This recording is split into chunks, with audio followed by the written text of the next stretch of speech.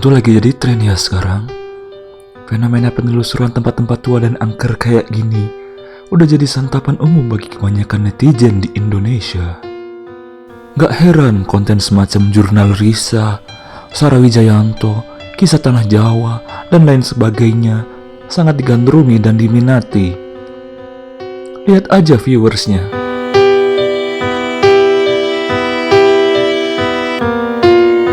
Wow. Tapi kalau kita ngomongin tentang hantu, jin atau setan dan sejenisnya, secara ilmiah atau sains, mereka sebenarnya mungkin ada apa enggak sih? Orang-orang yang mengklaim diri mereka indigo maksudnya, sebenarnya beneran bisa ngelihat hantu apa enggak sih? Hayuklah kita bedah ini semua secara sains. Yang pertama, orang-orang yang melihat hantu bisa disebabkan oleh sebuah kesalahan otak yang bisa dipicu oleh berbagai penyebab seperti gangguan pikiran, kelelahan, dan epilepsi temporal pada bagian otak yang terkait dengan penglihatan. Beberapa orang yang dapat melihat penampakan hantu bisa terjadi karena kesalahan pada sistem kerja otaknya.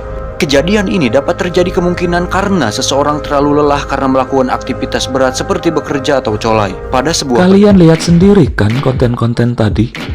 Mereka semua mengklaim membicarakan sains dari hantu atau hantu secara sains. Namun secara nggak langsung yang dibicarain oleh mereka hanyalah sisi sains dari manusia saat mengalami fenomena supranatural atau paranormal. Sisi ilmiah dari orang-orang yang katanya pernah melihat hantu demi jin dan lain-lain.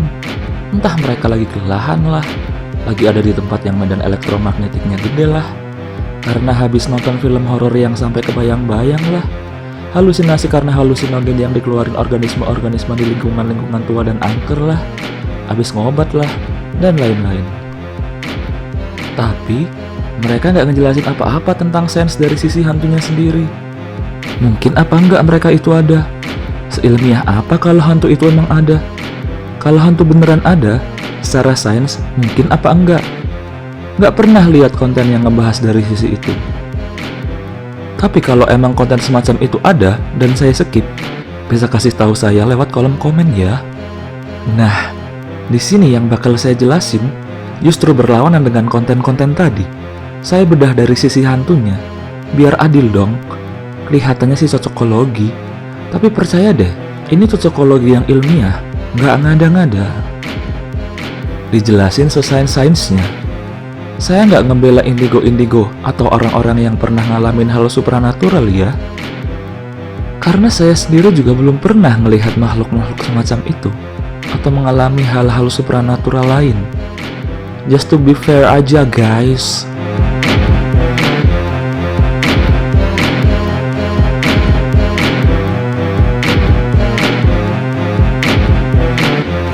Hantu identik dengan sesuatu yang tak kasat mata, gak bisa dilihat. Meskipun begitu, ada banyak orang yang mengaku bisa melihat. Dan di sisi lain, orang-orang yang justru gak bisa melihat hantu, di suatu momen pernah mengalami pengalaman melihat hantu. Entah dia tiba-tiba bertransformasi jadi indigo, atau bahkan emang si hantu punya kemampuan buat nampakin sosok dia ke orang-orang yang mereka inginkan. Bisa pas kamu lagi pulang malam-malam, kemudian ngelihat perempuan rambut panjang dan daster putih polos, lagi terbang dari satu pohon ke pohon lain, atau lagi duduk-duduk di atap rumahnya. Atau tiba-tiba muncul bantal guling kayak gini di perjalanan pulang kamu malam-malam naik motor. Atau pas mau naik gunung, kamu nemu beginian lagi nyebrang jalan. Apapun itu, udah sangat umum di definisi kita semua, bahwa hantu pada umumnya tak kasat mata. Mungkin aja selain mereka nggak bisa terlihat, mereka juga bisa jadi punya kemampuan untuk memperlihatkan diri mereka. Lantas apakah sesuatu yang nggak kasat mata berarti dia menjadi nggak ada? Udara, angin, kentut, apakah itu semua kasat mata? Yes. Tapi apakah itu semua nggak ada? Ada dong. Mereka semua beneran ada dan selalu ada. Tapi kan udara, angin, kentut bisa dibuktikan keberadaannya. Iya emang, dengan ilmu sains kita sekarang, kita juga udah punya banyak peralatan canggih. Bahkan kentut aja udah bisa kita lihat loh. Meski sebenarnya kita nggak perlu ribet-ribet bikin alat cuma untuk melihat kentut sih. Karena kita juga udah punya detektor alami bernama hidung. Coba kita ambil contoh kasus lain, yaitu gravitasi. Gravitasi nggak kasat mata, bisa dirasakan, dan dia ada, bahkan selalu ada. Layaknya udara, angin, dan kentut tadi. Cuman bedanya, sepertinya kita nggak akan pernah bisa melihat yang namanya gravitasi, karena memang sejauh ini ia hanya bisa kita rasakan saja efeknya. Belum ada cara untuk melihat gravitasi seperti melihat kentut tadi. Bola jatuh dari atas ke bawah, air hujan yang jatuh ke bawah, bulan yang mengitari bumi, bumi mengitari matahari, adalah bukti-bukti spesifik bahwa gravitasi itu ada. Meskipun definisi Mbah Newton dan Mbah Einstein ini agak berbeda satu sama lain terkait gravitasi, tapi fenomena yang kita alami di sekitar kita tentang hal-hal tadi nggak menjadikan gravitasi itu nggak ada. Hantu pun begitu. Meskipun sampai mati kita nggak pernah melihat hantu, mungkin aja perasaan merinding, perasaan keluar keringat dingin, pusing saat berada di tempat-tempat tua dan angker merupakan apa yang kita rasakan mengenai mereka.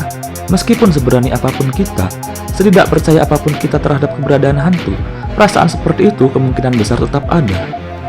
Layaknya perasaan bahwa badanmu yang tertarik ke bawah saat kamu lompat dari lantai 10 rumah karena ada gravitasi. Layaknya saat kamu mengalami sesuatu menerpa wajahmu saat naik motor dengan kecepatan tinggi karena ada angin.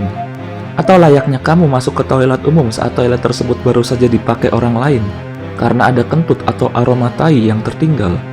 Itu semua dirasakan dan gak kasat mata, kecuali orang yang habis pakai toilet tadi lupa nyiram setorannya. Masalah di sini sebenarnya hanya di sisi pembuktiannya aja sih. Belum ada yang bisa atau mampu membuktikan keberadaan hantu. Belum ada alat ukur yang bisa mengukur dengan pasti bahwa itu semua adalah hantu. Sesuatu yang belum bisa dibuktikan bukan berarti sesuatu itu nggak ada kan? Di era Plato, nggak ada yang tahu sinar gama itu ada, dan bahkan nggak bisa dirasakan. Tapi sekarang kita tahu sinar gama itu ada dan akan selalu ada, dari dulu sampai nanti. Jangankan sinar gama, di era Plato juga kemungkinan besar nggak ada yang tahu kalau virus itu ada. Tapi setelah ditemukan alat bernama mikroskop, barulah orang-orang paham bahwa ada organisme-organisme berukuran mikro bahkan nano. Tapi apakah berarti di era sebelum mikroskop itu ditemukan virus, bakteri, dan lain-lain jadi nggak ada? No, mereka tetap ada. Kembali ke masalah pembuktian aja, kita belum pernah lihat hantu bukan berarti mereka nggak ada.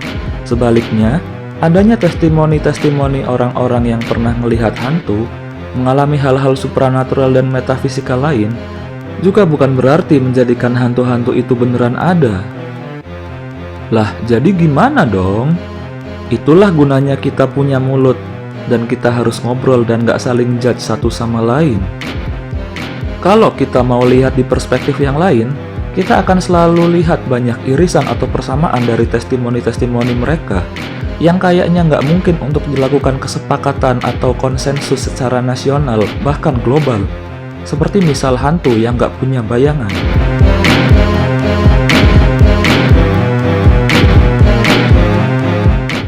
Banyak kesepakatan terkait hal ini. Jadi kalau kalian pernah lihat video-video penampakan semacam ini, kita yang nggak pernah ngelihat hantu bakal berpendapat video kayak gini cuma pengaturan aja ya. Bahwa yang terekam di situ adalah orang lagi cosplay aja, bukan beneran hantu yang ketangkap kamera. Tapi kalau kayak gini, bisa jadi hantu, namun bisa jadi juga settingan yang sama. Pencahayaannya juga gak memungkinkan untuk memunculkan bayangan. Lingkungan sekitar juga gak memungkinkan bisa muncul bayangan. Tapi, mari kita ilmiahkan hal ini. Apakah sesuatu yang bisa terlihat bisa gak memiliki bayangannya sendiri? Jawabannya bisa. Suatu objek dikategorikan memiliki bayangan karena dia nggak bisa menghasilkan cahayanya sendiri. Objek ini dikategorikan sebagai illuminated object. Kalau diterjemahin jadi objek yang diterangi atau disinari. Secara singkat, objek semacam ini nggak bisa ngehasilin cahayanya sendiri. Contohnya, lihat aja kebanyakan objek-objek di sekitar kalian. Meja, kursi, lemari, rak, batu, pohon, kulkas, termos, dan lain-lain sebagainya. Semuanya punya bayangan. Kenapa mereka punya bayangan? Karena mereka menghalangi cahaya yang lewat. Dan jika di belakang mereka terdapat objek illuminated lain, seperti tembok misalnya, akan muncul proyeksi berwarna dominasi hitam dan gelap, yang biasa kita sebut sebagai bayangan. Dan kenapa kita bisa melihat objek-objek tadi? Karena ada cahaya yang dipantulin ke objek tadi yang kemudian ditangkap oleh mata kita. Mata kita memproyeksikan bentuk yang sama persis dengan cahaya yang dipantulkan oleh objek-objek tadi.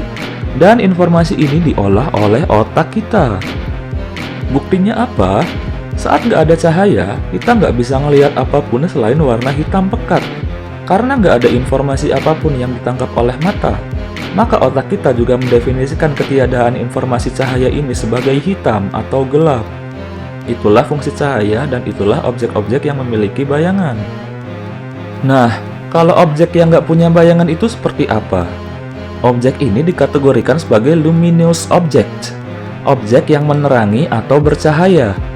Misalnya matahari, bintang-bintang di alam semesta kita, dan lain sebagainya. Mereka menghasilkan cahayanya sendiri. Saat kalian bisa naruh tembok raksasa di belakang matahari, kalian nggak akan pernah bisa melihat bayangan matahari. Lantas apakah hantu ini mirip kayak matahari? Dibilang mirip, iya, tapi enggak juga ya, karena kegedean. Lagian energi matahari itu gede banget loh. Kalau hantu mirip kayak matahari, dia bisa ngabisin bumi dan seisinya juga sekaligus. Tapi ada kok objek luminous lain yang jauh lebih kecil dari matahari. Dia adalah api. Iya beneran. Kalau nggak percaya, cobain aja nyalain korek api di tempat terang dan deket tembok. Yang ada bayangannya paling-paling cuma korek apinya aja. Kok bisa api ini nggak ada bayangannya? Karena api ini sebenarnya hanyalah reaksi kimia yang memiliki bentuk dan bisa kita lihat juga fisiknya. Dan api ini selain ngehasilin cahayanya sendiri, dia juga nggak menghalangi cahaya apapun dari sumber cahaya lain seperti lampu, bahkan matahari. Oleh karena itu, dia nggak bisa punya bayangan. Jadi apakah hantu itu terbuat dari api? Mungkin iya, tapi mungkin juga enggak. Dan di salah satu kepercayaan tertentu, sebut aja Islam, ada salah satu makhluk ciptaan Tuhan yang terbuat dari api. Dia disebut sebagai jin. Karena ada juga orang yang berpendapat hantu itu sebenarnya jin. Mungkin masuk akal bagi yang berpendapat jin adalah hantu, bahwa mereka diciptakan dari api. Meski di sisi lain ada pula yang bertestimoni bahwa hantu ini adalah roh atau jiwa orang-orang yang udah mati. Namun ini mungkin jadi pembahasan lain ya. Sebenarnya ada banyak poin lain lagi yang bisa dibahas secara ilmiah, tapi karena keterbatasan waktu, mungkin bisa dibahas di lain waktu ya. Dan itu kalau memang pembahasan semacam ini banyak yang minat.